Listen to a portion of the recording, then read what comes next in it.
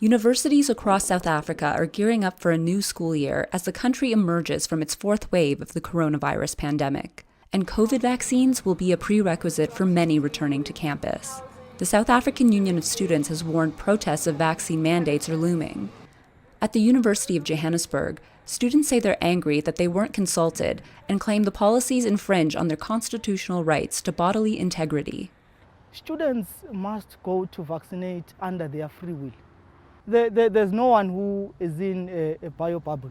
So whether you are vaccinated or not, the moment you leave campus to do your grocery shopping or go anywhere else, you come across people who are vaccinated and who are not vaccinated. Less than half of South African adults have been inoculated, and there's no national vaccine mandate in place. The reasons behind vaccine hesitancy are complex. Students say their decisions are made on personal preference, cultural, and religious beliefs, despite there being no evidence such methods protect against COVID-19. From the first wave, I've stuck to African home remedies. I haven't been hospitalized, I've never tested positive. And I think because that worked for me thus far, I will continue with that remedy. People who have vaccinated are said to have been protected from the virus, and they should find ease in that. They shouldn't be bothered by the fact that someone else is choosing to not vaccinate and exercise that right. Vaccines do protect people, especially against severe disease. But one of the country's top doctors says unvaccinated people pose other risks beyond catching or spreading COVID-19. They are much more likely to end up in hospital, in ICU, and to die of COVID-19.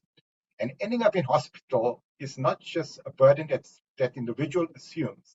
It's a burden that is shared across society, both in terms of the funding of the healthcare system, as well as other impacts that materialize in that hospital when there's needing to start to cut back on, as an example, elective surgery because healthcare facilities are coming under pressure. Which is why he's calling for tougher measures on those resisting the shots. All choices come with consequences. And that's the whole point, is that a mandatory vaccination doesn't mean that we're going to tie you down or put you in prison if you choose not to be vaccinated. It should come with consequences, just like there are consequences to every other choice that one makes in life.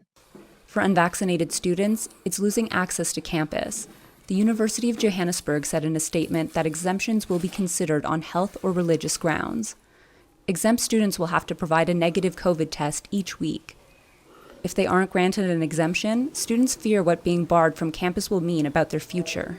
If I'm refusing to vaccinate because it goes against my will and whatever it is that I believe, and the institution wants to protect me, then we must find means to find common ground. If it means I have to go for testing every week, if it means I have to screen every 2 hours, then so be it. But means must be made. They can't take away my right to an education because I don't want to vaccinate. The University of Johannesburg says students can always regain access to campus once they get their shot. Linda Giftash for VOA News, Johannesburg.